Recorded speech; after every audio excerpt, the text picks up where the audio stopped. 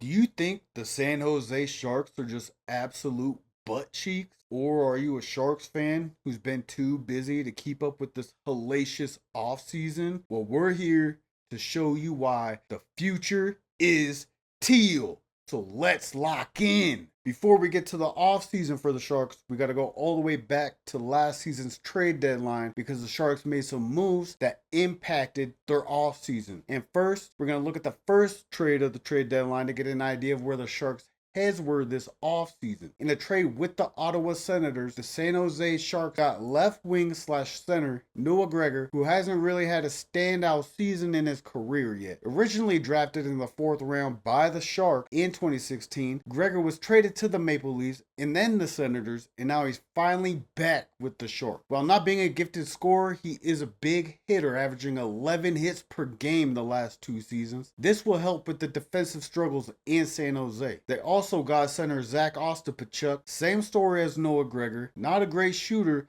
but averaged 12.28 hits per game as a center, which is crazy. Picking up these aggressive bottom liners will keep opponents from scoring on a power play or even during normal 5v5. Finally, in this trade alone, they also received a 2025 second round pick. But what did the Sharks give up to Ottawa to get two players and a second round pick? Well, first they gave up left wing Fabian Zetterlund, who was a decent scorer, picking up 24 goals and 20 assists in 82 games in the 23-24 season. Zetterlund then regressed last season, scoring only 19 goals and 22 assists. For a 25-year-old making $4.3 million per year, I think the Canadians got someone who can add scoring, but maybe not at the best price, as he makes more or a comparable amount to better players like, I don't know, New York Rangers left wing Will Cooley or New Seattle Kraken left wing Mason Marchment. San Jose also gave up center Tristan Robbins, who is mainly an AHL player with not much NHL sample size to truly scout his true pro performance, so I'm not going to do him any disjustice. And finally, they also gave Ottawa their 2025 fourth round pick. The next trade San Jose made was with the Stanley Cup champions, the Florida Panthers. They gave Florida goalie Vitek Vanacek for center Patrick Giles. Giles is another young two-way forward that can add to their defense when their scoring lines aren't in. His size helps in this at 6'5", 218 pounds. Jesus. He can just truck people out on the ice, looking like Derrick Henry out there. This is evident when we look at his 8 hits per game on average. Vitek was headed to free agency after the season, where he did end up on the Utah Mammoth. So San Jose got a good deal trading a rental piece for center Patrick Giles. If he can improve enough to be in the NHL, he could make a good bottom line center, not for scoring, but for his size and physicality. In a smaller trade, San Jose also acquired a 2025 fourth round pick from Columbus for Luke Kunin, a 28-year-old center that only put up 18 points in 63 games with San Jose last season. And the final trade we're going to talk about from the trade deadline is the biggest, because I saved the best for last. San Jose sent Jake Wallman to Edmonton for a conditional 2026 first round pick and Carl Berglund. That first round pick is top 12 protected. The Oilers would then have to give up their 2027 pick instead. I think moving on from Jake Wallman is smart. The media says he's a good offensive defenseman, but personally, I don't think he is all that great. Wallman is top 26 among defensemen in the NHL for assists with 33 last season, and top 56 amongst defensemen in goals with 7 last season. Wallman is 29 years old, and this should have been his best season, and we only expect more decline out of his scoring. He isn't a very physical defender either, with an average of only 2 hits a game last season. The only good thing I have to say about Wallman is that he averaged 6 to 7 blocks per game in the last 2 seasons. I think the first rounder for next year was good enough, and so did San Jose, because Carl Berglund is a 25-year-old AHL player. Now let's get into the portion of the actual offseason that I know all Shark fans know about. And if you're a Sharks hater, you probably have no clue about. And that's the NHL draft. Now, we're going to talk about all the epic moves San Jose made in the draft, starting with, of course, the number 2 overall pick, center Michael Misa, with almost a goal a game in the OHL and a total of 134 points. The only other person to score this many points in the OHL in the modern age is current Toronto Maple Leaf John Tavares. Misa is going to be a big threat in the NHL once he grows a little more. Misa is 6'1" and 183 pounds, so he still has room to develop muscle, which will increase his shot power and his skating ability. So if he is starting in the NHL this year, the Sharks can grow him quicker due to playing with much bigger and talented players than he did in the OHL. This will improve his ice vision and get him adapted to the new increased level of play early, as well getting him used to that faster game speed by seeing dudes like Connor McDavid every night. With the Sharks' second first-round pick, they decided to select the second goalie off the board, but he was supposed to be the first one, and that's Joshua Ravensbergen. He was selected 30th overall by the Sharks in this year's draft. Ravensbergen is tall and agile at 6'5". He can cover the net and move to where he isn't covering quickly. Ravensbergen combine results were impressive and exactly what you want to hear for a goalie. So let's take a look. Ravensbergen scored 18th overall out of all combine participants. That means left wings, defensemen, centers, right wings, not just goalies. In the horizontal jump and the vertical jump test. This shows us he is going to be fast in the crease, which will lead to more saves. Ravensbergen also had the 11th highest wingspan at the combine with a 79.25-inch wingspan. This again is going to help keep the puck out of the net because his butterfly should cover the net, especially at 6'5". Ravensbergen was projected to be the first goalie, like I said, to go in the draft. However, Peter Andrianov. Sorry, I'm not Russian. I don't know how to say that. I tried my best. Andrianov was drafted by Columbus at number 20. Ravensbergen has been in the WHL since 2023. In the 23-24 season, he played 38 games, allowing 2.46 goals on average with a 91% save rate. In 24-25, he played 51 games with 3 goals allowed per game with a 90% save rate. In the playoffs in 24-25, he allowed 3.6 goals with an 89.6% save rate. He also played a whole game in the Prospects Challenge and allowed 1 goal, which is a 93.8% save rate. Ravensbergen definitely has the stats and the talent and the size to be a great goaltender. We will see what he does next and watch him as he grows in the AHL whenever he makes that next step up. At 33rd overall, San Jose selected Wang Haoshi. He's a Chinese-born defenseman. He was taken with the first pick of the second round. He's 6'6", 223 pounds. The Sharks are again showing they're committed to fixing their defensive trouble. Last season, they allowed the most goals per game at 3.78 goals per game, doubling down on the young defenseman who is already huge for 17 years old, plus adding the young first-rounder goalie. The Sharks are really making sure they keep the puck out of the net in the future. Finally, we'll talk about second-round pick Cole McKenney, who joined the U.S. NTDP team this year, which essentially means he'll play against older U.S. Hockey League players, NCAA teams, and occasionally international games to make it more difficult. Cole played 60 games and scored 27 goals with 34 assists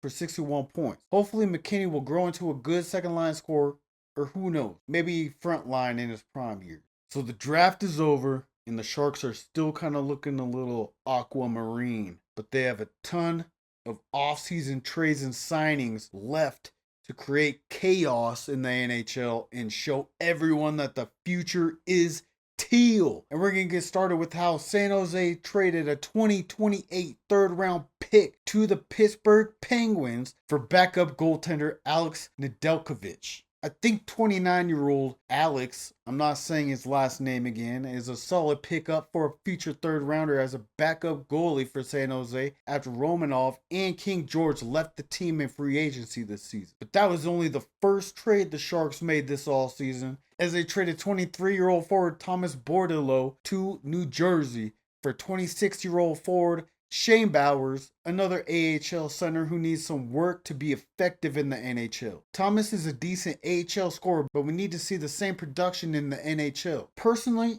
I would have kept Thomas if I was San Jose because he did outscore Bowers in the AHL last year. But they're both young AHL players, so we won't spend too long on them. Now, we're going to get into the free agency signings of the Sharks made, starting with 33-year-old defenseman John Klingberg, who signed to a 1-year, $4 million contract. Klingberg will make a good veteran bottom defenseman who might score on the side besides just playing defense. He's been regressing for the last 3 years now. He had his best season in 2017-18 season, but in 2018-19 he started his fall off. He's gone from playing all 82 games and scoring 67 points to last season only playing 11 games and picking up only 4 points in those 11 games. Klingberg isn't a very good defenseman either. For the last 2 seasons, he's had below average defensive stats. But maybe we'll see him return to glory on the Sharks like other veterans have in the recent past. San Jose then went on to sign the Chicago Blackhawks legend, at least for me on NHL 25, playing next to Connor Bedard, center Philip Kurashev to a 1-year, $1.2 million deal. He's a decent young center at only 25 years old. Last year, he didn't do so well though, only scoring 7 goals and 7 assists in 51 games. But he has been shooting 13% and 14.1% the last 2 seasons with the Blackhawks, which is important because his career average shooting percentage is only 10.7%. So it's showing growth in his game. He might have a little more time on ice this year, which will allow him to possibly have a bounce back season in his first year and hopefully not his only year with the San Jose Sharks. After signing the Blackhawks GOAT, they went on and signed another center, Adam Gaudette. 2 years, $4 million, $2 million a year. That's a huge pickup here because last season he played 81 games, got 19 goals and 7 assists. I know it doesn't sound too impressive, but he shot 21.1%.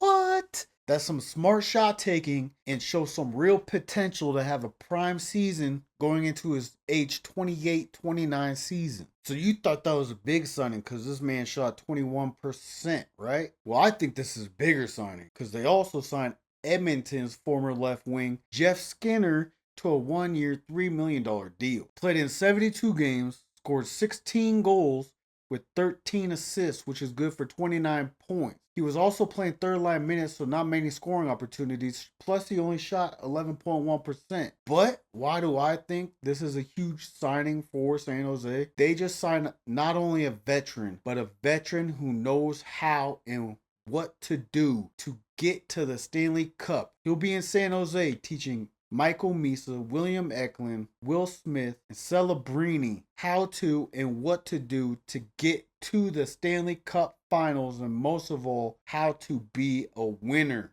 in the NHL. And finally, to conclude the signings, we're finishing with the biggest. The San Jose Sharks extended left wing William Eklund to a 3-year, $16.8 million deal, which is $5.6 million a year on average. Eklund only played 77 games last season. I know only he missed 5 games, oh my god, due to a wrist injury, but still managed to score 17 goals and 41 assists, which is 58 points. He's still only 22 years old, and his production this early will yield good results for the front line in the future. Since we're talking about Eklund, it's only right that we look at the rest of their young future stars that make the Sharks probably a playoff team one day. Return of the Mac, Celebrini will be the center of the dynasty, drafted number 1 overall by San Jose in the 2024 draft. Celebrini, or the Mac, we're starting that. TM, that's ours, is possibly the only player in the league right now that could steal Connor Bedard's spotlight in the league as a best young forward. The Mac's first season in the NHL last year, he absolutely crushed it for his age, scoring 25 goals and 38 assists in only 70 games. For reference, the GOAT Bedard's first season in the NHL, he scored 22 goals and 39 assists in 68 games with similar shooting percentage. The Mac did get a lot of shots off this season at 236, which ranked 26th in the league in shot attempts. Celebrini's shooting percentage was not too impressive though at only 10.6%. But if he can improve his shot in the coming years, then he's going to be a very dangerous scorer. Now we get to Will Smith, not the one that smacked Chris Rock. And not the one that plays on the Dodgers. It's another Will Smith. San Jose's Will Smith. He was drafted 4th overall in the 2023 draft. He also made his debut in the NHL last year at only 19 years old. Big Willie style came out swinging, scoring 18 goals and picking up 27 assists in 74 games. He actually shot better than Celebrini at 14.2%. That makes it even more likely that Will Smith will eventually take up that right wing position as a scorer. Now the Sharks have added another top 4 pick from the draft, Michael Misa, the number 2 overall pick this year that we already told you about. Misa should bring that second line leadership with good vision on the rush and his own scoring potential. We will have to wait to see how Misa performs in the NHL to further predict this young evolving offense, aka watch out Edmonton. So if you're a San Jose fan, and you're wondering why all these other people are saying your team is butt cheeks and you just don't get it because you love Big Willie style, the Mac, and Eklund, and you're like, we got the swaggiest uniform in all of the NHL. Let's go through last season and give you an idea why everyone says your team is cheeks. San Jose had a very rocky season, no pun intended, as they really didn't have any defense or scoring on the bottom lines, as well as defense being constantly rotated and goalies being an even harder thing to keep consistent, as they had 5 different goalies on the roster this year. We can definitely see that they made an effort to plug these holes in defense and goalie with the big fours they signed for the bottom lines in that goalie trade we told you about earlier. They have their own first round picks in 2026 and 2027, while also having Edmonton's first rounder in 2026 from the Wallman trade. Remember, they also have the Avs 2026 second rounder from the King George trade. So we could use them to use all these draft picks as trade value to build their dream team now around these young studs. Or possibly, like we talked about last time in our Islanders video, a contender for the first overall pick to pick up Gavin McKenna. Could you imagine McKenna with these guys? Jesus Christ. We love to see San Jose moving so many pieces around right now to make their defense better, while also adding a couple more young offensive pieces to be a more competitive team than they were last year, when the previous young talent they added to the team, plus the young talent and veteran leadership they picked up this offseason, is going to make serious improvements to this roster. We're waiting to see what the Sharks plan to do with the right wing position. So far, they don't have a young star to play right wing alongside Eklund and Celebrini. Their plan, like we talked about earlier, is most likely going to be move Will Smith to fill that right wing position. He's played right wing before, and I think with the scoring potential already, he would make a perfect fit for this top line. Tyler Toffoli was playing right wing last year and scored the most goals on the team with 30 of them. Toffoli has been shining on the Sharks and will likely play right wing again this year, at least to start the season. If Will Smith can come out and outproduce Toffoli, he will likely take over that role, which I would say is better soon than never. Which of San Jose's young forwards do you think will be the biggest star? We all know they're going to be stars, but who's going to be the biggest star? Do you think that any of them won't work out? Will one of them be a bust? Let us know in the comments below. And also, we had a debate during the making of this video. Who has the most swag in their jerseys? Is it the San Jose Sharks or the Utah Mammoth? Let me know in the comments below who you think has the best logo, colorway, and jersey. And remember, the future is teal. And I want to let you know, we will be doing a full outlook on the NHL season for every team once the rosters are officially announced. Since we have to wait a little longer for that, we will be looking at our favorite teams from this offseason. But like we did today with San Jose, let us know what team you want to see next. And keep your eyes peeled on those fantasy rankings for football. I got off to a late start, but I promise you, during the season, we will have our week-to-week projections ready for you before Thursday night football every week. Until next time.